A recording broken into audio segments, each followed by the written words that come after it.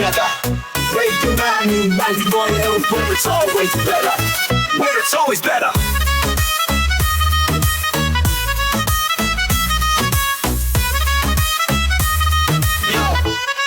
Yo, सुबह का सूरज या शाम का रंग, we bring you joy हर जुबान का धन.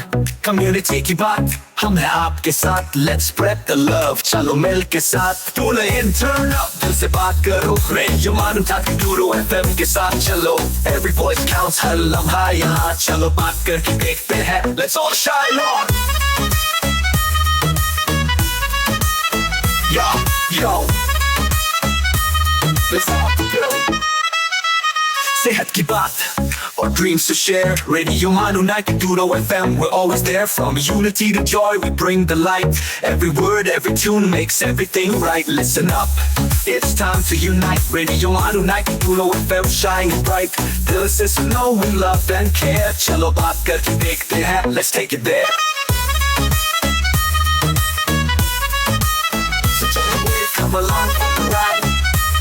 Radio Manu 92 FM, we're by your side. चलो बात करके देखते हैं. Your voice, your guide.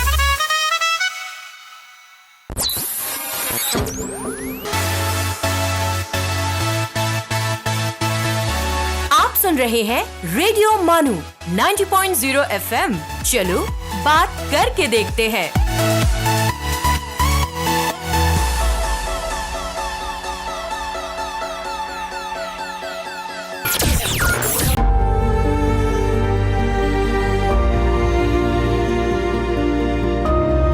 This is Radio Manu 90.0 FM, presenting Salam Cinema.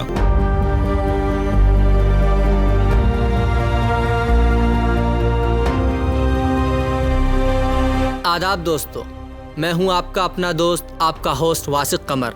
मैं हाजिर हूं अपने मखसूस प्रोग्राम सलाम सिनेमा के साथ, जहां मैं आपका तारुफ करवाता हूं उन शाहकार किताबों से जिनमें फ़िल्मी हस्तियों से जुड़ी कहानियां होती हैं जो यकीनन आपको मुतासिर करेंगी. आइए शुरू करते हैं अपना ये सफ़र, जुड़े रहें हमारे साथ. स्मिता पाटिल के जवाब. सागर सरहदी का घर किसी तकरीब का एहतिमाम है. मेहमानों की आमद है. अदब और फिल्म के सितारों के चेहरे नुमायाँ हैं, लेकिन मुझे इस सारे सिलसिले से ज़्यादा दिलचस्पी नहीं है. मेरी निगाहें बेचैनी से स्मिता पाटिल और ओम पुरी को ढूंढ रही हैं, जिन्हें सागर सरहदी ने मेरे खातिर ख़ास तौर पर मदऊ किया है. अभी अभी एक लड़की सादा से फीके रंग वाले कपड़ों में आई है और चुपके से एक कोने में बैठ गई है. उसके चेहरे पर मेकअप या किसी चकाचौंध का कोई निशान नहीं. शायद ये लड़की किसी घर में काम करती हो और फिल्मी माहौल में बैठने का इसे शौक़ हो, या फिर कोई नई. अचानक सागर सरहदी मेरे करीब आए और कहने लगे, आप स्मिता को मिलने के लिए इतने बेचैन थे, और अब जब वो आई बैठी है तो क्या स्मिता पाटिल कहाँ? ये रही. सागर ने उसी लड़की की तरफ इशारा किया. नहीं तो. मैंने शक भरी नज़रों से उस लड़की की तरफ देखा, लेकिन वो नमस्ते कहते हुए उठ खड़ी हुई. आप पाकिस्तान से आए हैं इसलिए बहुत खुशी हुई. उसने जब पाकिस्तान कहा, उसके दोनों जुड़े हुए हाथ उसके सादा दोस्त चेहरे को तकरीबन छू रहे थे. मुझे भी बड़ी खुशी हुई. किसी कदर बेयकीनी सी मैंने जवाबी अखलाक का मुजाहरा करने की कोशिश की. हकीकत यह है कि मुझे कुछ मायूसी हुई थी, लेकिन अब बात तो करना थी और बग़ैर किसी सवाल नामे के करना थी. हम बैठ गए. जब मैंने उसकी फ़िल्म भूमिका का जिक्र किया और बताया कि मेरे कई दोस्तों ने भी इसके मौजू को बहुत पसंद किया था, तो उसके चेहरे पर ऐसी मुस्कुराहट आई जैसे इनाम पाने वाले बच्चों के चेहरे पर आती है. यह मुस्कुराहट उसके लफ्ज़ों में भी घुली हुई थी. तो हमारे साथी उधर भी हैं आपकी तरफ? अरे ये तो सचमुच स्मिता है. उसकी बात सुनकर जैसे मुझे यकीन आ गया और हमारे दरमियान बाकायदा गुफ्तगू शुरू हो गई. कई बरस पहले 1972 में स्मिता को बम्बई टीवी पर जब ख़बरें पढ़ने का काम मिला तो उसे अदाकारा बनने का कोई ख़ास शौक़ न था, लेकिन फ़िल्मी सिनात हमेशा नई चेहरों की तलाश में रहती है. उसे जब फ़िल्म में काम करने की ऑफ़र हुई तो वो कमर्शियल फ़िल्मों में करियर बनाने के लिए अपने आप को आमादा न कर सकी. लेकिन फिर श्याम बेनेगल ने उसे अप्रोच किया اور فلمی دنیا میں جانے سے اپنے آپ کو باز بھی نہ رکھ سکی۔ پھر شیام جی نے اسے بچوں کی ایک فلم میں انٹروڈیوس کیا۔ یہ فلم زیادہ مقبول نہ ہوئی، پھر وہ نشانت میں آئی۔ اس کے بعد کامرانیوں کا ایک سلسلہ، بھومکا، صبح، گمن، بازار، ارتھ اور اس کے بعد متعدد فلمیں۔ نیا سنیما، متبادل سنیما یا نام نہاد آرٹ سنیما دوسری بہت سی چیزوں کے ساتھ ایک طاقتور عورت کو بھی سامنے لا رہا ہے۔ یہ صورت پرانے سنیما سے کافی مختلف ہے۔ سمتا ذرا تاریخ میں جھانکنا اور اس فرق کو دکھانا چاہتی ہے۔ خاموش فلموں کا دور، ڈائیلاگ فلموں کی ابتدا، پھر 1950 میں فلموں کی مقبولیت کا دور، گورو دت اور راج کپور اس دور کے نمائندے کہے جا سکتے ہیں۔ انہوں نے عورتوں کی وہی تصویر پیش کی جیسی کہ وہ تھی۔ آزادی کے وقت عورتوں نے مردوں کے برابر اس جدوجہد میں حصہ لیا تھا، لیکن جب ملک کی اکانومی سنبھلنے لگی وہ پھر پیچھے چلی گئیں، جیسے کہ ساری دنیا میں ہوا، اور دوسری عالمی جنگ میں آگے آنے والی عورتیں پیچھے چلی گئیں۔ صرف روس میں ایسا نہیں ہوا، آج بھی وہاں عورتیں سب سے زیادہ حقوق یافتہ ہیں، لیکن ہندوستانی عورتیں پھر گھروں کو لوٹ گئیں، بچوں کو دیکھنے لگیں، فیملیز کو دیکھنے لگیں۔ اس دور کی نمائندہ فلم تھی صاحب، بی بی اور غلام۔ اس زمانے میں عورتوں کا جو استحصال ہو رہا تھا وہ خاندانی دائرے کے اندر تھا، لیکن آج یہ مسئلہ خاندان سے نکل کر راستوں میں آ گیا ہے۔ آپ جانیں، پچھلے 10 برسوں میں عورتوں پر مجرمانہ حملوں، پولیس اور افسر شاہی کے استحصال میں بے حد اضافہ ہو گیا ہے۔ جب نیا سنیما شروع ہوا، چھوٹی فلمیں بننے لگیں، وہ زیادہ تر دیہاتی پس منظر رکھتی تھیں، جہاں استحصال کی بنیاد صنف کی تفریق پر تھی، کام کی تفریق پر نہیں۔ جب سمتا ان فلموں میں آئی، نئے سنیما کی تحریک زور پکڑ رہی تھی۔ چنانچہ مجھے استحصال زدہ عورت کے اظہار کا ایک موقع ملا، لیکن آج رجحان تھوڑا بدل رہا ہے، کیونکہ آپ ہمیشہ صرف استحصال زدہ عورت نہیں دکھا سکتے۔ اگر آپ فلم کی کہانی ظلم کا شکار ایک عورت سے شروع کرتے ہیں تو آگے جا کر کہیں نہ کہیں اس عورت کو کھڑا ہونا اور اپنے لیے جھگڑنا چاہیے، لڑ کر جھگڑا کر کے اسے باہر نکلنا چاہیے، جیسے بازار میں ہوا۔ پہلے آدھی فلم میں آپ دیکھتے ہیں کہ وہ بیچاری بہت ہی بے یار و مددگار ہے، کچھ نہیں کر سکتی، لیکن آخر میں جا کر وہ کھڑی ہوتی ہے۔ ہمارے سنیما میں یہ صورت پچھلے 2-3 سال میں پیدا ہوئی ہے۔ ایسا لگتا ہے کہ ہندوستان کے شہروں میں عورت اپنے آپ کو پہچاننے لگی ہے، وہ اپنا مقام پہچاننے لگی ہے، لیکن کوئی مدد نہیں ہے۔ سمتا اس طرح بولتی ہے جیسے جنگ آزادی کا سپاہی لڑتا ہے۔ اس کے چہرے پر کس قدر برہمی ہے، شاید وہ مجھے اور ٹیپ ریکارڈر کو بھی بھول چکی ہے، لیکن کوئی مدد نہیں ہے، کسی کی بھی۔ مرد کی تو مدد ہو ہی نہیں سکتی، کیونکہ وہ ہمیشہ عورت کو بے بس ہی رکھنا چاہیں گے۔ پھر بھی عورتوں کی بہت سی تنظیموں کے پلیٹ فارم سے اور نئی فلموں میں عورتوں کو آزادی کی راہ پر دکھایا جانے لگا ہے۔ پہلے ہم صرف مجبور عورت کا رول کر رہی تھیں، اب ایک قدم آگے بڑھ گئی ہیں، جیسے بازار میں عورت مرد کو چھوڑ کر اپنے پیروں پر چل پڑتی ہے، اور جیسے ارتھ میں وہ دونوں مردوں کو الگ کر کے اپنے راستے پر قدم اٹھاتی ہے، یا کم از کم قدم اٹھانے کی کوشش کرتی ہے۔ اور اس کا اثر کمرشل فلموں پر بھی پڑا ہے۔ مثلاً بھیگی پلکیں، اس میں عورت نے اپنی آزادی کا سوال اٹھایا ہے۔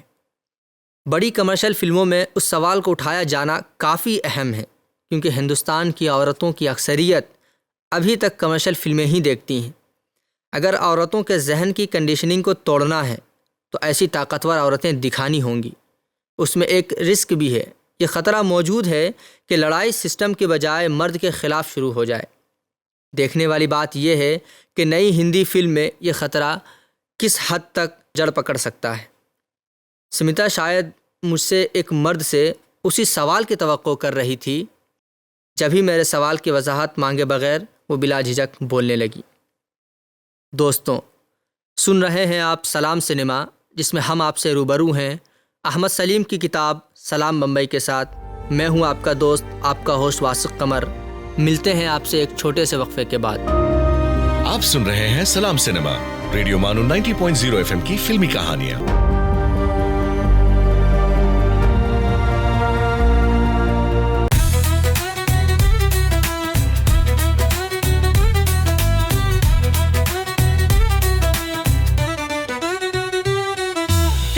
Radio Manu, a community radio station. So join the wave, come along for the ride. Radio Manu 90.0 FM, we're by your side.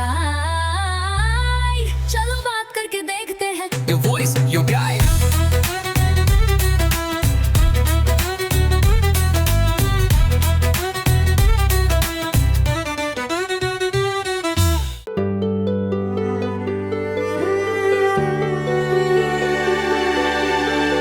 आइए अब सुनते हैं अर्ज किया है.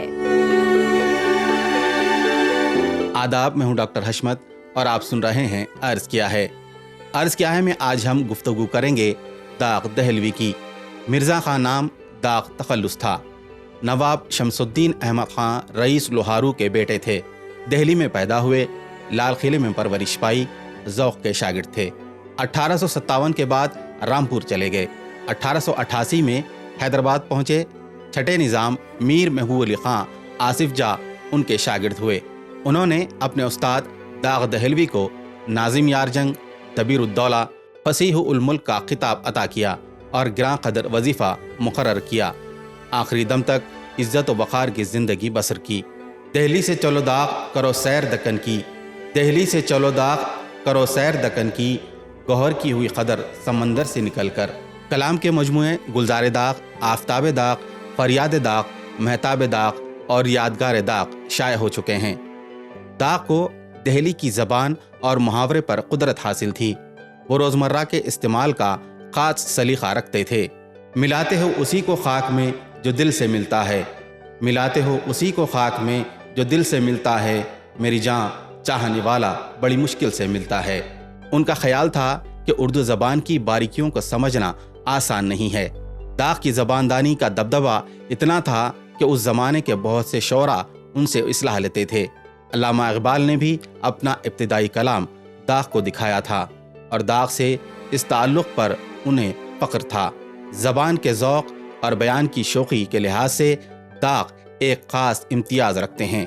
खूब पर्दा है कि चिलमन से लगे बैठे हैं, खूब पर्दा है कि चिलमन से लगे बैठे हैं, साफ छुपते भी नहीं, सामने आते भी नहीं. दाग आखिरी उम्र तक हैदराबाद में रहे. यहीं 1905 में उनका इंतकाल हुआ. दाग ने 5 दीवान छोड़े हैं जिनमें 1028 गज़लें शामिल हैं. दोस्तों, ये थे दाग दहलवी और उनके अदबी कारनामे. कल आपसे फिर मुलाकात होगी. तब तक के लिए इजाज़त दीजिए. आदाब.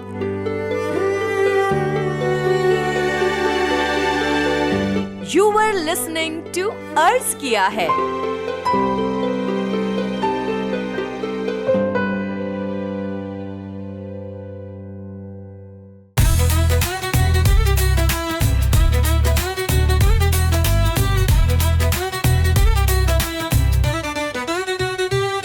For sales, marketing and brand promotions, write to us on Radio Manu at manu.edu.in.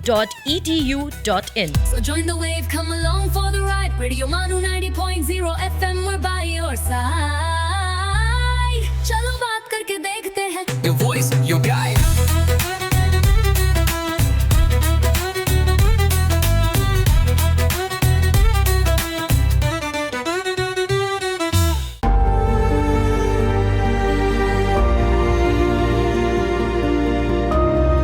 आप सुन रहे हैं सलाम सिनेमा, रेडियो मानो 90.0 एफएम की फिल्मी कहानियां.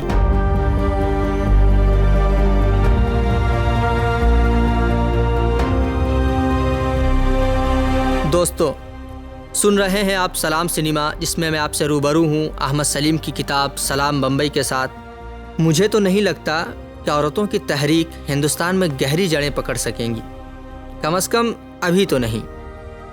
अगर आप सिस्टम के ख़िलाफ़ जाने की बात करते हैं तो मैं ये वाज़ेह कर दूं कि हमारा आइन अगरचे बहुत पुराना नहीं है, लेकिन इस पर अमल ठीक से नहीं हो रहा. बहुत सी औरतें तो ये तक नहीं जानती कि उनके हुकूक़ क्या हैं. तलाक, जहेज़ और ऐसे मसाइल के बारे में औरतें अपनी कानूनी पोजीशन तक से आगाह नहीं हैं. चुनांचे मैं ये तो नहीं कहती कि ये सिस्टम चूँकि मर्द ने बनाया है इसलिए औरत के ख़िलाफ़ है, लेकिन इतना ज़रूर कहूँगी कि इस सिस्टम को समझना भी औरत ने अभी नहीं सीखा है.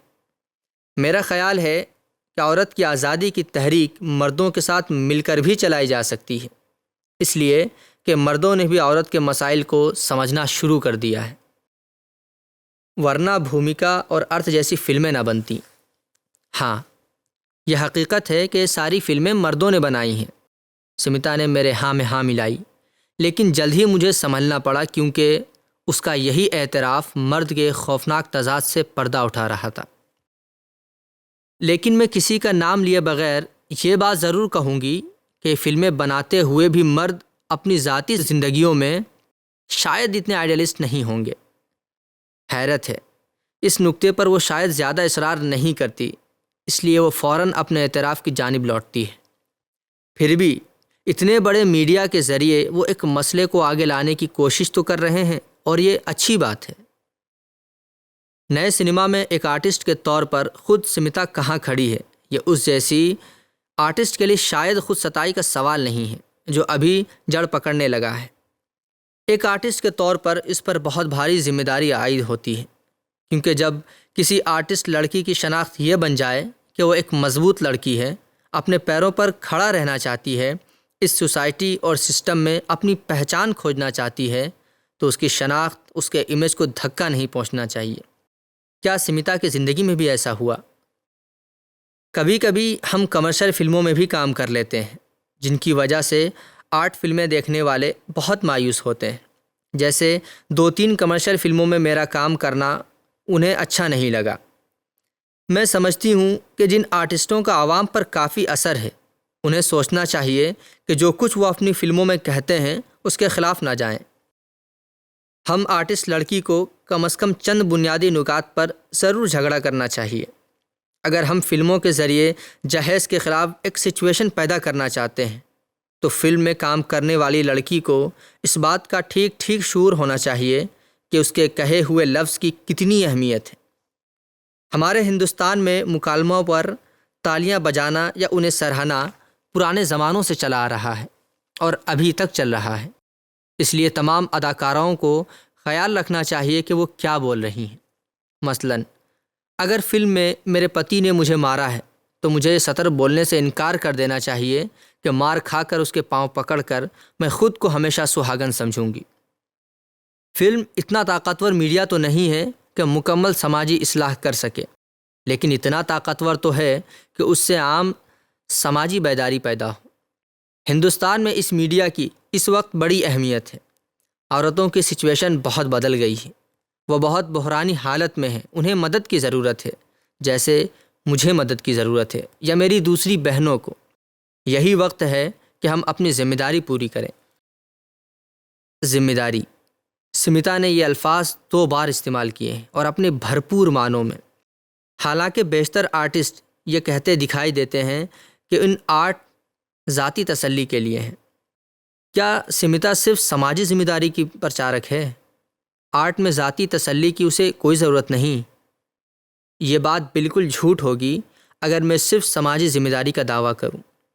صرف اتنا ہے کہ میں نے سماجی مسائل، خصوصاً عورت کی صورتحال سے تعلق رکھنے والے سماجی مسائل کو سامنے لانے والی فلموں کو زیادہ ترجیح دی ہے۔ میرے والدین سوشلسٹ پارٹی کے لوگ ہیں۔ گھر کے ماحول کی وجہ سے میری سماجی کمٹمنٹ زیادہ رہی ہے، اور میں سمجھتی ہوں کہ اس کمٹمنٹ میں خود ایک ذاتی تسکین موجود ہے۔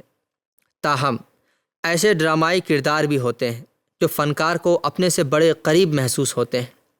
ظاہر ہے ان سے آرٹسٹ کو تسکین ملتی ہے۔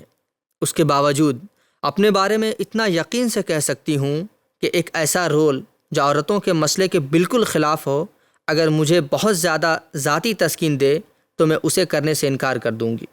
کم از کم میں اسے بدلنا ضرور چاہوں گی، اور کمرشل انڈسٹری میں یہ بہت مشکل ہوتا ہے۔ لیکن مرد کرداروں سے بھری ہوئی ان ہندی کمرشل فلموں کے اس طوفان میں سمیتا کے انکار سے کیا وہ فلم بننے سے رک جائے گی؟ کیا سمیتا کی اتنی حیثیت ہے کہ اگر وہ کسی گری پڑی روتی دھوتی عورت کا رول کرنے سے انکار کر دے تو اس فلم کا پروڈیوسر کہانی میں مناسب تبدیلیاں کرنے پر تیار ہو جائے گا؟ ظاہر ہے ابھی نہیں۔ میرے انکار کا یہ مطلب ہرگز نہیں کہ وہ فلم نہیں بنے گی، کیونکہ کوئی بھی دوسری آرٹسٹ وہ رول کرنے کے لیے تیار ہو جائے گی۔ سمیتا کے خیال میں لڑائی کی ایک جہت یہ بھی ہے کہ سب آرٹسٹ لڑکیاں اس انکار کو اجتماعی انکار میں بدل دیں، جو بدقسمتی سے ابھی تک ممکن نہیں ہو سکا، لیکن جو تیزی سے ہونے جا رہا ہے۔ حالات میں امید کی گونج زیادہ ہے، اور یہ گونج عورت کے سوال سے بڑھ کر پوری انسانی ذات کی نجات کے سوال کو اپنی لپیٹ میں لے رہی ہے۔ یہ شیام بینگل کے سنیما کے بعد کا مظہر ہے، لیکن یہ مظہر بجائے خود ہے کیا؟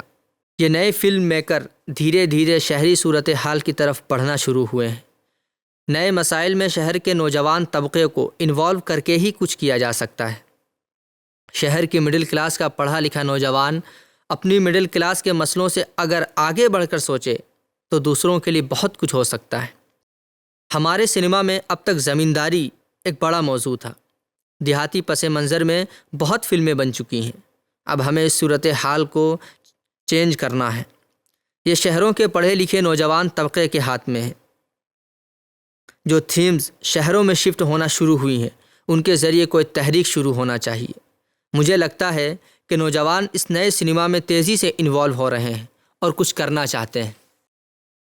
سمتا اگرچہ بہت مختصر بولتی ہے، لیکن لگتا ہے اس کی باتوں نے میرا دل موہ لیا۔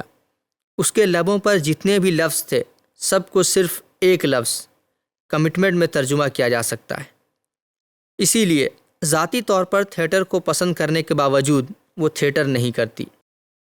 پونے میں ایک دو شوقیہ کھیل کر کے اور فلم اسٹار اسٹیبلش ہونے کے بعد بمبئی میں انڈین نیشنل تھیٹر کی ایک پروڈکشن کے علاوہ اس نے تھیٹر بالکل نہیں کیا، کیونکہ اس کے سامنے زیادہ بنیادی سوال ترجیحات کا ہے، اور یہ سوال بھی کہ کون سا میڈیا لوگوں تک زیادہ پہنچتا ہے۔ آپ نے ذاتی تسکین کا پوچھا تھا نا؟ اس نقطے سے مجھے اسٹیج پر کام کرنا اچھا لگے گا، بہت اچھا لگے گا، لیکن پھر وہی ترجیح کا سوال۔ مجھے لگتا ہے کہ تھیٹر اتنا نہیں پہنچ پاتا لوگوں تک۔ اگرچہ مراٹھی میں بہت اچھا تھیٹر موجود ہے، بہت ہی ریڈیکل۔ ہندی تھیٹر اتنا ریڈیکل نہیں ہے۔ تھیٹر کتنا ہی ریڈیکل ہو، وہ کم لوگوں تک پہنچتا ہے۔ ہاں، لوک ناٹک، نوٹنکی وغیرہ کی اور بات ہے، لیکن شہر کا تھیٹر شہر تک ہی رہتا ہے، اور اکثر یہ تفریح سے آگے نہیں بڑھ پاتا۔ اس کے سوا کچھ ہوتا نہیں۔ ہاں، ریڈیکل تھیٹر، اسٹریٹ تھیٹر کو اگر آپ گاؤں گاؤں لے جائیں تو اور بات ہے، لیکن اس میں فلم سے بھی زیادہ وقت اور توجہ کی ضرورت ہوتی ہے، بہت زیادہ وقت کی ضرورت ہوتی ہے۔ اس میں پوری زندگی دینا پڑتی ہے، جبکہ فلم میں آپ بہت جلدی لوگوں تک پہنچ جاتے ہیں۔ لوگوں سے کمٹمنٹ، یہ ایک رومانٹک نئے فیشن کا ایک خیالی جملہ ہو سکتا تھا، لیکن سمتا کے معاملے میں ایسا بالکل نہیں ہے۔ اور مزے کی بات یہ ہے کہ اس کے نزدیک لوگوں سے کمٹمنٹ کا مطلب صرف ہندوستان کے لوگوں، ہندوستان کی عورتوں سے کمٹمنٹ نہیں ہے۔ جب میرے لبوں پر پاکستان کا نام آیا تو اس کے ہونٹوں پر ایک مسکراہٹ ابھری، لیکن جلدی بجھ گئی۔ لیکن جب بات چیت ختم کر کے ہم مہمانوں میں دوبارہ جا کر بیٹھے تو سمتا نے فضا میں مکہ لہراتے ہوئے ساگر سرحدی سے کہا، آپ کو پتہ ہے ہماری بہنیں پاکستان میں بھی آزادی کا پرچم بلند کر رہی ہیں، انسان کی آزادی کا۔ میں نے زیر لب کہا، کیونکہ جب میں انسان کہتا ہوں اس سے میری مراد عورت ہوتی ہے۔ دوستو، سن رہے ہیں آپ سلام سنیما، جس میں ہم آپ سے روبرو ہیں احمد سلیم کی کتاب سلام بمبئی کے ساتھ۔ میں ہوں آپ کا دوست، آپ کا ہوسٹ واسق قمر۔ ملتے ہیں ایک چھوٹے سے وقفے کے بعد۔ You are listening to Salam Cinema, Radio Manu 90.0 FM's Cinema Stories.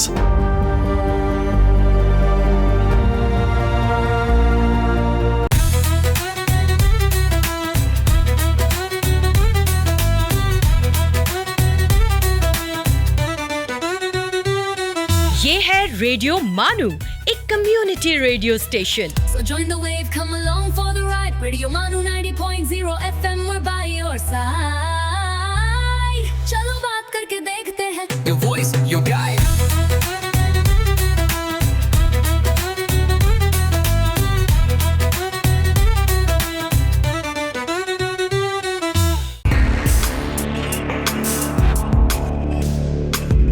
Let's listen to History's Mysteries. دوستو، ہسٹریز مسٹریز میں خیر مقدم ہے۔ میں ہوں آرجو عبید، اور آج ہم بات کریں گے ٹیلی فون کے انوینشن کے بارے میں۔ آج ہم موبائل فون سے دنیا کے کسی بھی کونے میں بیٹھے شخص سے چند لمحوں میں بات کر لیتے ہیں، لیکن یہ سب ممکن ہوا ایک عظیم انوینٹر الیگزینڈر گرام بیل کی وجہ سے، جنہوں نے 1876 میں ٹیلی فون ایجاد کیا۔ بیل کا تعلق اسکاٹ لینڈ سے تھا اور وہ بعد میں امریکہ چلے گئے۔ وہ آواز اور بولنے کے نظام پر تحقیق کر رہے تھے، کیونکہ ان کے والدہ اور بیوی دونوں کی سماعت کمزور تھی۔ آواز کو برقی سگنل میں تبدیل کر کے دور تک پہنچانے کا خیال ہی ان کی ایجاد کی بنیاد تھی۔ 1876 میں بیل نے ایک ایسا آلہ تیار کیا جو آواز کو بجلی کے ذریعے تار کے راستے دوسری جگہ بھیج سکتا تھا اور وہاں دوبارہ آواز میں بدل سکتا تھا۔ تاریخ کا پہلا ٹیلی فون کال بیل نے اپنے معاون واٹسن کو کیا اور کہا، مسٹر واٹسن یہاں آؤ، مجھے تم سے بات کرنی ہے۔ یہ ایک جادوئی لمحہ تھا، کیونکہ پہلی بار انسانی آواز لمبے فاصلے تک براہ راست سنی گئی تھی۔ ٹیلی فون نے دنیا میں رابطے کا طریقہ بدل دیا۔ کاروبار، حکومت، ایمرجنسی اور گھریلو بات چیت سب آسان ہو گئے۔ پہلے جہاں پیغام بھیجنے میں دن لگتے تھے، اب یہ سیکنڈوں میں ممکن ہو گیا۔ دوستوں، آج کے موبائل فون اور انٹرنیٹ کالز اسی ایجاد کی ترقی یافتہ شکل ہے۔ بیل کی یہ ایجاد ہمیں یاد دلاتی ہے کہ ایک اچھا خیال اور اس پر مسلسل محنت دنیا کو بدل سکتا ہے۔ دوستو، آپ سن رہے تھے histories mysteries R J Ubaid کے ساتھ۔ آپ سے پھر ملاقات ہوگی۔ سنتے رہیے ریڈیو مانو 90.0 FM۔ چلو بات کر کے دیکھتے ہیں۔ آپ سن رہے تھے histories mysteries.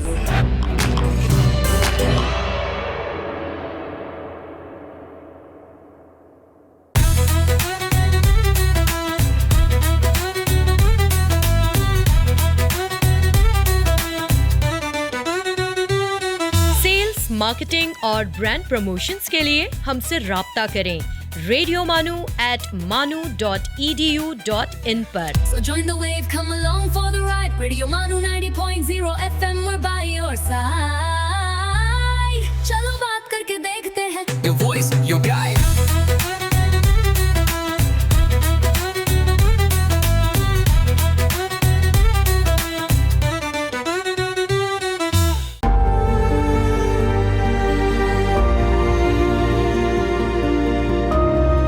You are listening to Salam Cinema, Radio Manu 90.0 FM's Cinema Stories.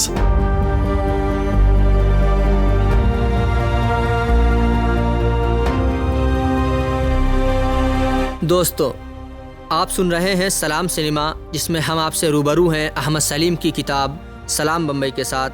میں ہوں آپ کا دوست، آپ کا ہوسٹ واسق قمر۔ سمتا پاٹل کے سوال۔ ہم ساگر سرحدی کے ہاں پہنچ کر سکھبیر نے تعارف کرایا، یہ احمد سلیم ہیں۔ انور سجاد ان کے بارے میں تفصیل سے لکھ چکے ہیں۔ مجھے ان کا انتظار تھا اور مجھے سمتا پاٹل کا۔ میں بیچ میں بول پڑا۔ حال ہی میں ہم نے پاکستان میں آپ کی فلم بازار دیکھی اور ایسا محسوس ہوا جیسے یہ فلم صرف سمتا پاٹل کی ہو۔ ساگر میری بات سن کر مسکرائے۔ ہم چائے پیتے رہے اور سمتا پاٹل کی باتیں کرتے رہے۔ جوہو کے اس صاف ستھرے اور خوبصورت فلیٹ میں شاعروں، ادیبوں، گائکوں، فلمی اداکاروں اور تھیٹر سے وابستہ افراد کی ایک خاصی تعداد جمع ہو گئی تھی۔ ساگر نے سمتا کو فون کیا۔ ایک پاکستانی دوست آئے ہیں، آپ سے ملنا چاہتے ہیں۔ سمتا کے پاس وقت نہیں تھا۔ میں نے کہا آپ صرف آدھا گھنٹہ دے دیں، اور سمتا نے اگلے روز شام کا وقت دے دیا۔ دوسری شام شاعروں، ادیبوں اور فنکاروں کی کہکشاں کی رمجھم میں ہم دونوں ایک الگ گوشے میں بیٹھ گئے۔ میں نے اس کی فلم بھومکا کا ذکر کیا تھا۔ ہم نے پاکستان میں اس فلم کے بارے میں باقاعدہ بحثیں کی ہیں، اور بازار تو ان دنوں ہمارے یہاں ایک پسندیدہ موضوع ہے۔ عورت اپنے انسان ہونے کے حق کو پانے کے لیے ادھر یا ادھر جو بھی جد و جہد کر رہی ہے، یہ فلمیں اس جد و جہد کا اعلان نامہ ہیں۔ ان کے ساتھ ہی گفتگو کا ایسا سلسلہ شروع ہوا کہ آدھے گھنٹے کی کوئی قید نہ رہی۔ ہم نے اس شام سچ مچ ڈھیروں باتیں کی۔ نیا سنیما کس طرح ایک طاقتور عورت کے امیج کو سامنے لا رہا ہے، اس کا تاریخی پس منظر، کمرشل سنیما پر اس کے اثرات، فیمنزم کے منفی پہلو، عورت کی آزادی کی جد و جہد میں مرد کا بدلتا ہوا کردار، اداکاروں کو اپنی ذمہ داریاں کہ وہ عورت کے نصب العین کی مخالفت کرنے والی فلموں میں کام نہ کریں، دیہی موضوعات سے شہری موضوعات کی جانب سفر، آرٹسٹ کا اپنا نصب العین، یہ انٹرویو پاکستانی پریس میں شائع ہو چکا ہے۔ ہم طویل گفتگو کر چکے تو سمتا نے مسکراتے ہوئے کہا، اب مجھے آپ سے چند سوالات پوچھنے ہیں۔ ایک مرد ہونے کے باوجود، اور وہ بھی ایک پاکستانی مرد، سمتا کے خیال میں پاکستانی مردوں نے عورتوں کو گھروں میں قید کر رکھا ہے۔ کس طرح عورت کی آزادی کے سوال کو اتنی اچھی طرح سمجھتا تھا؟ سمتا کا یہ سوال میرے لیے زیادہ اہم اس لیے نہ تھا کہ ہمارے ہاں عورت اپنی آزادی کے سوال کو معاشی اور سیاسی آزادیوں کے ساتھ جوڑ کر دیکھ رہی تھی، اور اس کے سیاسی نعرے میں جمہوریت کی بحالی اور دال سبزیوں اور گوشت کی قیمتوں کی بحالی کے مطالبے عورت کی آزادی کے مطالبے میں شامل تھے۔ میں نے سمتا کو تفصیل سے بتایا کہ ہندوستان میں پاکستانی عورت کے مسائل کے بارے میں بڑی لا علمی پائی جاتی ہے۔ حقیقت میں وہ نسوانیت کی تحریک سے آگے نکل آئی ہے۔ چند ماہ پہلے لاہور میں عورتوں پر پولیس کے لاٹھی چارج کا واقعہ، جس میں حبیب جالب کو بھی لاٹھیاں پڑی تھیں، پیش آ چکا تھا۔ میری بات سن کر سمتا کی آنکھیں پھیلتی جا رہی تھیں۔ اس کے لیے یہ خبر تقریباً ناقابل یقین تھی کہ عورت کے حقوق کی جد و جہد میں ایک مرد لاٹھیاں کھا سکتا ہے، اور ہندوستان میں صورتحال اس کے تقریباً برعکس ہے۔ میں نے مسکراتے ہوئے کہا تھا، یہاں عورت کی آزادی کے سوال کو پوری سماجی اور معاشی آزادی کے سوال سے کاٹ دیا گیا ہے، اس لیے مردانہ تعصب کے مقابلے پر ایک نسوانی تعصب جنم لے رہا ہے۔ سمتا کے لیے یہ سب کچھ بہت حیران کن تھا۔ یہ جولائی 1983 تھا، اور میں خود اس بات سے تقریباً بے خبر تھا کہ پاکستانی عورت صرف ایک ماہ بعد اپنے ملک میں بحالی جمہوریت کی تحریک میں بڑھ چڑھ کر حصہ لینے والی تھی۔ سمتا گفتگو ختم کر چکی۔ شاید اسے یاد بھی نہ تھا کہ وہ صرف آدھے گھنٹے کے لیے آئی تھی۔ وہاں موجود لوگوں کو مخاطب کرتے ہوئے اس نے کہا، آپ کو پتہ ہے ہماری بہنیں پاکستان میں بھی آزادی کا پرچم بلند کر رہی ہیں۔ سمتا نے جاتے ہوئے کہا، اگر آپ کے پاس کل وقت ہو تو دوپہر یا رات کا کھانا ہمارے ساتھ کھائیں۔ بدقسمتی سے بمبئی میں یہ میری آخری شام تھی۔ اگر میرے ذہن کے کسی گوشے میں ہلکا سا بھی یہ خیال ہوتا کہ سمتا نے جلدی ہی گزر جانا ہے تو میں اپنی واپسی کا سفر 1-2 روز کے لیے ملتوی کر دیتا۔ میں نے سمتا کا شکریہ ادا کیا۔ آپ پاکستان آئیے نا، میں پاکستان آنا چاہتی ہوں۔ جی چاہتا ہے وہاں آ کر کوئی اسٹیج پلے کروں، لوگوں سے ملوں۔ ہم آپ کا انتظار کریں گے۔ جب سمتا کے انتقال کی خبر ملی تو مجھے پھر اس کے آخری لفظ یاد آ گئے، ایک دن میں پاکستان ضرور آؤں گی۔ میں نے ساگر سرحدی کو لکھا، اس نے پاکستان آنا تھا، کیا ہم اس کا انتظار کریں؟ ساگر نے آج تک میرے خط کا جواب نہیں دیا۔ شاید اس کے پاس کوئی جواب ہی نہ ہو۔ سمتا کے موت کے بعد انور سجاد سے ملاقات ہوئی تو یہ سوال میں نے ان کے سامنے بھی دہرایا، ہم اس کا انتظار کریں گے؟ ہمیں اور اسے اپنے کیے ہوئے وعدے سے پیچھے ہٹنے کا کوئی حق نہیں۔ میں خود سمتا کا منتظر ہوں اور جانے کب تک رہوں۔ میں بیان دیتی ہوں کہ سمتا پاٹل بمبئی میں بس ایک ملاقات میں پتہ نہیں غیر محسوس طور پر اس سے درد کا وہ کون سا رشتہ قائم ہو گیا تھا جس کی کسک دل میں ہمیشہ رہی تھی اور جو اس کی موت کے بعد دو چند ہو گئی ہے۔ تھوڑی دیر پہلے میں نے اس کی فلم بازار تیسری بار دیکھی ہے۔ پہلی بار میں نے اسے بمبئی میں دیکھا تھا، سمتا کے اپنے شہر میں۔ وہاں میں نے ارتھ اور صبح جیسی فلموں بھی دیکھی تھیں۔ بازار کے بعد میرے دل پر صبح کا نقش بہت گہرا تھا۔ پاکستان واپس آ کر سمتا کی اور بھی کئی فلمیں دیکھیں، ان میں کچھ کمرشل بھی تھیں، لیکن ان میں سے ہر ایک فلم میں سمتا اپنی آگ کے ساتھ موجود تھی۔ بازار میں یہ آگ بھڑ کر ایک جوالا بن جاتی ہے۔ بازار کی کہانی بس بازار کی کہانی ہے۔ آپ ساڑی خریدنے گئے، 4 دکانوں پر دھکے کھائے، آپ لڑکی خریدنے گئے، ہفتے بھر تو دھکے کھانے ہی پڑیں گے۔ بازار کے اس سفر میں عورت کی قلب ماہیت ہو جاتی ہے۔ اس میں مختلف کردار ہیں، اختر، شاکر علی خان، نجمہ، سلیم، شبنم، سجو اور کچھ دوسرے۔ نجمہ کہانی کا مرکزی نقطہ ہے۔ انسانی شرف اور وقار سے محروم ہونے کے باوجود اس نے ابھی انسان پر سے اپنا اعتماد ختم نہیں کیا۔ یہی وجہ ہے کہ وہ سلیم کو اختر اور شاکر علی خان جیسے خریداروں کی صف سے الگ رکھتی ہے اور اس کی بے پناہ عزت کرتی ہے۔ اختر سے اس کا دل کا رشتہ ہے اور سلیم سے ذہن کا۔ نجمہ اختر سے شادی کی امیدوار ہے اور اختر کے دوست شاکر کے لیے اسے اپنی ہی جیسی ایک لڑکی بازار جا کر دیکھنی ہے، اور اسی سفر میں نجمہ کو دراصل خود اپنی پہچان کھوجنی ہے۔ گاڑی کا سفر ہے اور چاند ٹکڑے ٹکڑے ہو رہا ہے، لیکن اس سے پہلے نجمہ کے دو مکالمے ہیں۔ ایک سلیم سے جو اس سے محبت کرتا ہے لیکن اس پر کوئی دعویٰ نہیں رکھتا، جبکہ وہ شاکر علی خان کے لیے جنس بازار کی تلاش کے لیے اپنے آبائی شہر حیدرآباد جانے کا فیصلہ کرتی ہے، تو وہ سلیم کو بھی اس سفر کی دعوت دیتی ہے فون پر۔ کہاں کھو گئے تھے جناب؟ ایسے ہی ذرا نیچے چائے پینے گیا تھا۔ چائے سے کام چلا رہے تھے آپ؟ ہاں، روزی روٹی آڑے آتی ہے بی بی، رات تو اچھی کٹی نا؟ ارے کس میں اتنی ہمت کہ ہر رات بے چین رہے؟ آپ کو ایک دعوت میں بلانا ہے۔ بھائی یہ دعوت کس خوشی میں ہو رہی ہے؟ اختر میاں شادی کر رہے ہیں کیا تم سے؟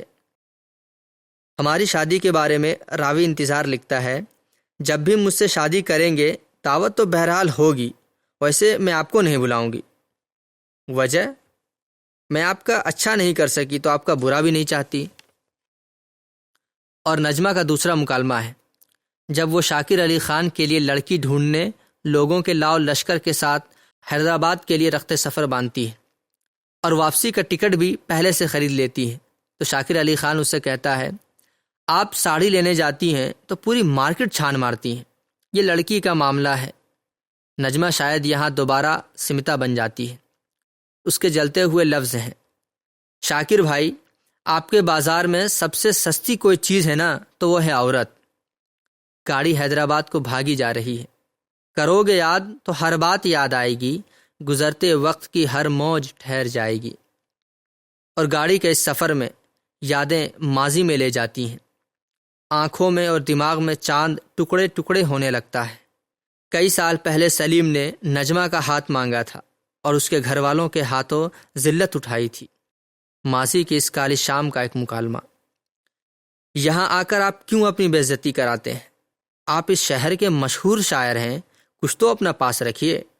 نجمہ، اگر میں شاعر نہ ہوتا، کوئلے کا، پتھر کا، مٹی کا بیوپار کرتا تو تم سے ملنے کے لیے مجھے کوئی نہ روکتا۔ آپ کیا سمجھتے ہیں ایسی سخت باتیں کر کے آپ کی مراد پوری ہو جائے گی؟ یہاں آنے کی وجہ؟ تم سے ایک بار ملنا ہے۔ ایک ہی بار کیوں؟ کئی بار کے لیے ایک بار ضروری ہے۔ اگر آپ کئی بار بھول جائیں تو میں آپ سے ایک بار مل سکتی ہوں۔ جو بات میں نہیں مان سکتا اس کی شرط کیوں؟ میرے گھر والوں کو ڈر ہے کہ کہیں یہ سونے کی چڑیا اڑ نہ جائے۔ اپنے آپ کو سونے کی چڑیا کیوں کہا تم نے؟ آپ مجھ سے تو زیادتی کر رہی ہیں، اپنے فن کے ساتھ بھی انصاف نہیں کر رہے۔ جو فن تمہارے اور میرے بیچ دیوار بن جائے میں اسے چھوڑنا پسند کروں گا۔ میں آپ کی بہت قدر کرتی ہوں سلیم صاحب، لیکن چاہتی نہیں مجھے، آپ سے شادی نہیں کر سکتی۔ سنو، اگر کہیں ملاقات ہو گئی تو پہچان لوگی مجھے؟ سلام ضرور کروں گی۔ برستا بھیگتا موسم دھواں دھواں ہوگا، برستا بھیگتا موسم دھواں دھواں ہوگا، پگھلتی شمع پہ دل کا میرے گماں ہوگا۔ یہ حیدرآباد ہے، بازار سجا چاہتا ہے۔ شاکر علی خان کے لیے چاند سی دلہن کا انتخاب ہونے والا ہے۔ فلم کا مصنف اور ڈائریکٹر ساگر سرحدی خود اپنی آواز میں اس بازار کی جھلکیاں دکھاتا ہے، ٹوٹی ہوئی خراشوں بھری آواز کے ساتھ۔ نام: سریا جہاں آرا، تسنیم جاں، بی بی جان، مسرت، نگہت، فرحت، شگفتہ، نیلام۔ گھر سجا ہے، تھکے بجھے ہوئے جواں جسموں کی بولیاں لگ رہی ہیں۔ پردہ دار شریف ہستیاں اپنی بیٹیوں اور بہنوں کے ساتھ اپنی باری کا انتظار کر رہی ہیں۔ کوئی خریدار، کوئی گاہک، عمر کی کوئی قید نہیں، عزت، شرافت، غیرت اس بازار میں نیلام پر چڑھ رہی ہے، اور نجمہ یہ منظر برداشت نہیں کر پاتی، چھپ کر بھاگتی ہے۔ میں کہاں جاؤں؟ مجھ سے کیا کروا رہا ہے مولا؟ تیری کیا مرضی ہے، کیا رضا ہے؟ مجھے کس گناہ کی سزا دے رہا ہے مولا؟ مجھے معاف کر دے مولا، مجھے معاف کر دے۔ لیکن کوئی جائے پناہ نہیں۔ نجمہ کو شاکر علی خان کی شادی کرانی ہی ہوگی، کیونکہ وہ اختر کا ان داتا ہے اور اختر سے نجمہ کو شادی کرنی ہے، اس لیے یہ زہر پینا ہی ہوگا، اسے اپنے ماں باپ کے گھر جانا ہی ہوگا۔ ماں سے نجمہ کا ایک مکالمہ: گھر کی دہلیز پار کر چکی ہوں، آگ کا دریا نہیں پار کر سکتی۔ پھر ایک لڑکی شبنم ہے، نجمہ کے پیارے بھائی سجو کی محبت اور خریدار محفل میں موجود ہے۔ شبنم کے بول آگے چل کر اسے لہو میں نہلا دیتے ہیں۔ دکھائی دیے یوں کہ بے خود کیا، دکھائی دیے یوں کہ بے خود کیا، ہمیں آپ سے بھی جدا کر چلے۔ جبیں سجدہ کرتے ہی کرتے گئی، جبیں سجدہ کرتے ہی کرتے گئی، حق بندگی ہم ادا کر چلے۔ بہت آرزو تھی گلی کی تیری، سو یہاں سے لہو میں نہا کر چلے۔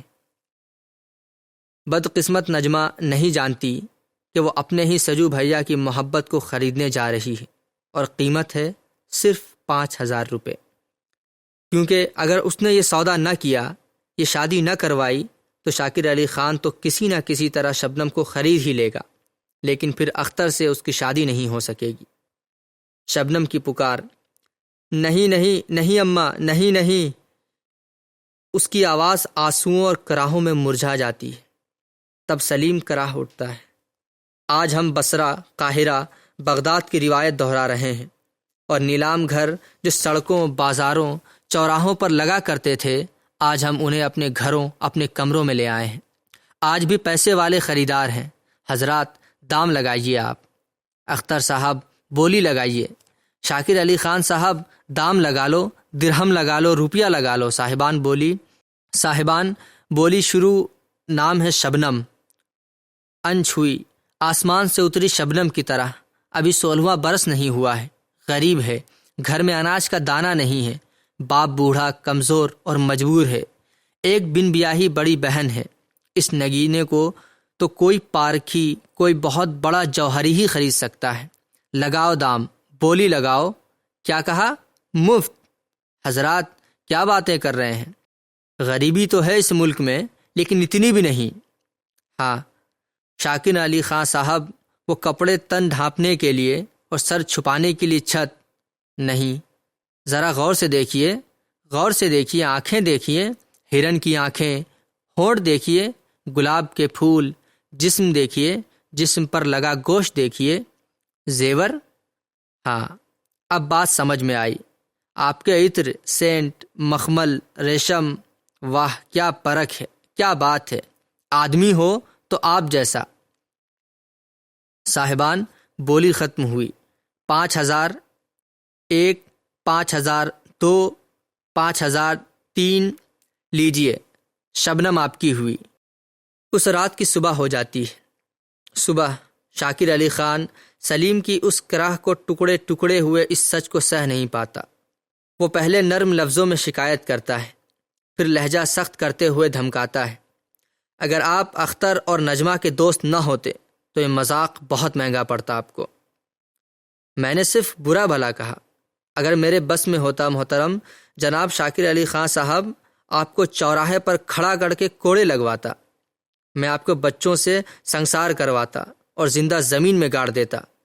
جو آدمی عورت کا سودا کرتا ہے، اسے خریدتا ہے، میں اسے بہت بڑا گنہگار سمجھتا ہوں۔ اب ایک اور عدالت ہے۔ سجو شبنم کے ماں باپ کے سامنے فریاد گناہ ہے، لیکن سر پھوڑتی پھرتی ہے ناداں، فریاد جو گھر گھر جاتی ہے۔ نجمہ اور سلیم کا ایک اور مکالمہ: شاکر علی خان یہ شادی کیوں کر رہا ہے جب وہ لڑکی کو خرید سکتا ہے؟ وہ لڑکی خرید ہی تو رہا ہے۔ میں نہیں سمجھی۔ نجمہ: اس زمین پر مرد سب سے بڑا درندہ ہے۔ اس نے اپنی ناانصافی، اپنے جرم، اپنے گناہوں کو چھپانے کے لیے کچھ رسمیں، کچھ ریتی رواج بنائے ہیں۔ ان رسموں کو وہ کبھی دھرم کا نام دیتا ہے اور کبھی قانون کا، اور ان کی آڑ میں چھپ کر وہ عزت دار اور شریف بنا رہتا ہے۔ اگر شاکر علی خان کسی شریف آدمی سے کہے کہ میں آپ کی بیٹی کو خریدنا چاہتا ہوں تو وہ آدمی شاکر علی خان کا خون کر دے گا، لیکن اگر یہی شاکر علی خان رسم و رواج کا سہارا لے کر اس آدمی کی 15 برس کی لڑکی سے شادی کرنا چاہے گا تو وہ آدمی انکار نہیں کرے گا، کیونکہ یہ زمانے کا دستور ہے۔ وہ اپنے ہاتھوں سے اس لڑکی کو ڈولی میں بٹھا دے گا، یہ سمجھ کر کہ یہی اس کا مقدر ہے، یہی اس کی قسمت ہے۔ میں کہاں سے آ گئی؟ کیا کر رہی ہوں؟ میں انکار کیوں نہیں کرتی؟ مجھے غصہ کیوں نہیں آتا؟ میں کون ہوں؟ کیا ہوں؟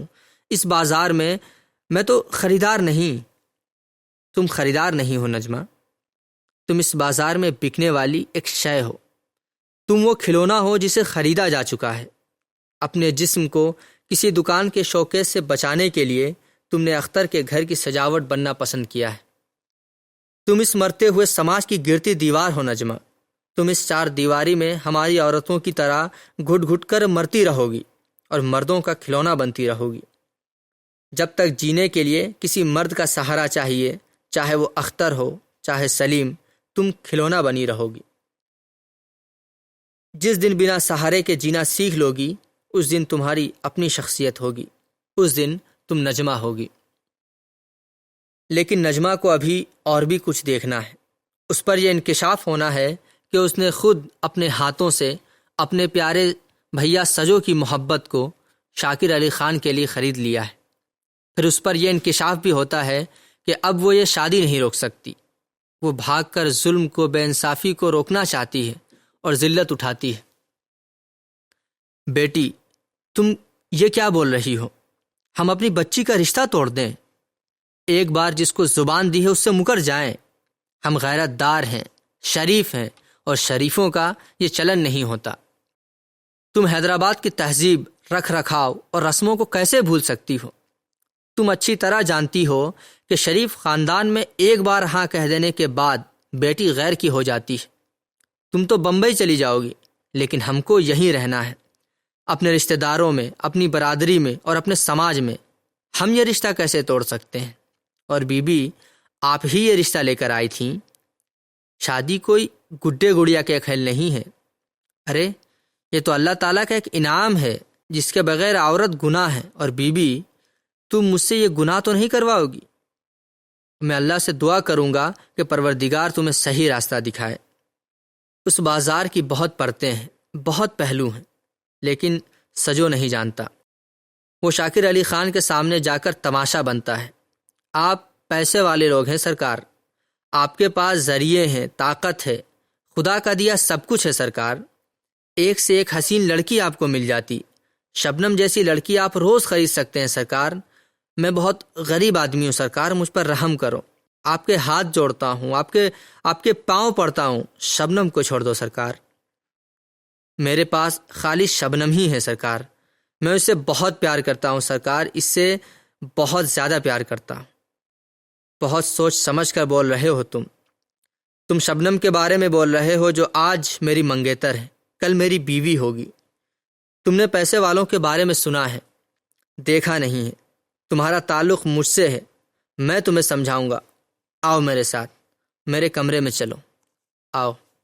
اور کمرے میں سجو کو سچ مچ پتہ چل جاتا ہے کہ اس نے پیسے والوں کے بارے میں صرف سنا تھا، دیکھا نہیں تھا۔ غریب آدمی کو اپنا حق ہی نہیں کھونا پڑتا، لہو لہان بھی ہونا پڑتا ہے۔ سجو اور شبنم کا الوداعی مکالمہ۔ سجو، اگر ہم غریب نہ ہوتے تو ہم کو کوئی بھی جدا نہیں کر سکتا تھا۔ نکاح، مبلغ 5000 روپے سکہ رائج الوقت مہر معجل کے عوض میں نے اس نکاح کو اس مہر کے ساتھ قبول کیا اپنے نفس کے لیے۔ دلہن خاموش ہے، سن ہے، اس کی خاموشی چیخ کی صورت میں ٹوٹتی ہے تو اسے بیچنے والے اس کی طرف سے چلا پڑتے ہیں، قبول ہے، قبول ہے، مبارک ہو، مبارک ہو، مبارک ہو۔ شاعر سب کچھ اپنی آنکھوں سے دیکھتا ہے، وہ چیختا ہے، چلاتا ہے، کراہتا ہے، لیکن وہ بھی بس خاموش تماشائی ہے۔ اگر نجمہ اس کی محبت کو قبول کر لیتی تو انصاف کی اس جنگ میں وہ شاید اس وقت یہاں موجود نہ ہوتا۔ اب وہ واپس جانا چاہتا ہے، باقی قافلے سے پہلے ہی۔ میں اس خرابے کی سیر کر چکا ہوں، میں نکل جاتا ہوں۔ اس جنگ میں ہاری ہوئی کچلی ہوئی نجمہ اب اختر کے مقابل ہے۔ اسے پائے حقارت سے ٹھکرا دینے کے لیے اس سفر نے جتنا اس کی روح کو کچلا ہے اتنی ہی اس میں بیداری بھی پیدا کی ہے۔ اختر اور نجمہ کا آخری مکالمہ۔ اب میں اپنے گھر والوں سے بغاوت کر سکتا ہوں، اپنی زندگی جیسے چاہوں جی سکتا ہوں۔ انتظار کے دن ختم ہو چکے ہیں نجمہ، اب میں جب چاہوں شادی کر سکتا ہوں۔ کس سے شادی کر رہے ہیں آپ نجمہ؟ کوئی لڑکی دیکھی ہے یا مجھے ایک اور شبنم تلاش کرنی پڑے گی؟ کہیں آپ یہ تو نہیں سوچ رہے ہیں کہ آپ مجھ سے شادی کریں گے؟ نجمہ، یہ کیسی باتیں کر رہی ہو تم آج؟ وہی جو میں نے آپ سے سیکھی ہیں۔ آپ نے مجھے ایک جہنم سے نکالا اور دوسرے میں رکھا، مجھ سے میرا کردار چھین لیا، مجھے بے بس مجبور بنا دیا تاکہ میں آپ کے سہارے جیوں۔ لیکن اختر صاحب، آپ خود کو بھی نہیں بچا سکے۔ میں اپنا جسم نہیں بیچنا چاہتی تھی، آپ نے مجھے خرید لیا۔ آپ بزنس مین تھے، آدمی تھے، آج آپ شاکر علی خان کے چمچے ہیں اور اس کے ایجنٹ بن گئے ہیں۔ اگر شاکر علی خان آپ کو مٹھی بھر ہیرے جواہرات دے تو آپ اس سے میرا بھی سودا کر سکتے ہیں۔ وہ آدمی جس کا نام تھا اختر حسین میری زندگی سے نکل چکا ہے۔ نہیں نجمہ، نہیں، میں مر جاؤں گا۔ آپ مر چکے ہیں، میں تباہ ہو جاؤں گا۔ آپ تباہ ہو چکے ہیں، میں تمہارے بغیر نہیں رہ سکتا نجمہ، میں آپ کے بغیر رہ سکتی ہوں اختر صاحب۔ نجمہ آزادی کی طرف، اپنے وجود کی سلامتی کی طرف پہلا قدم اٹھاتی ہے اور وہی گاڑی پکڑتی ہے جس میں سلیم بمبئی واپس جا رہا ہے۔ نجمہ اس سے مخاطب ہو کر کہتی ہے، تمہیں کچھ کہنا ہے؟ نہیں، مجھے کچھ کہنا ہے۔ میں بیان دیتی ہوں کہ اس گناہ، جرم، ناانصافی میں برابر کی شریک ہوں۔ گاڑی کا سفر جاری ہے، لیکن نجمہ کو سلیم سے بھی آگے گزرنا ہے تاکہ اس کی اپنی شخصیت ہو، تاکہ وہ ایک حقیقی آزاد انسان، ایک سچ مچ کی نجمہ بن سکے، اور جب تک سلیم ایک آزاد مساوی انسان کے طور پر اس کے قابل بن سکے۔ دوستو، آپ سن رہے تھے احمد سلیم کی لکھی کتاب سلام بمبئی سے لیا گیا اقتباس، سمیتا پاٹل کے جواب۔ دوستو، سلام سنیما میں آج کے لیے بس اتنا ہی۔ اگلے ایپیسوڈ میں پھر ہوگی آپ سے ملاقات، تب تک کے لیے مجھے یعنی واسق قمر کو دیں اجازت۔ آداب۔ آپ سن رہے تھے سلام سنیما، ریڈیو مانو 90.0 FM کی فلمی کہانیاں۔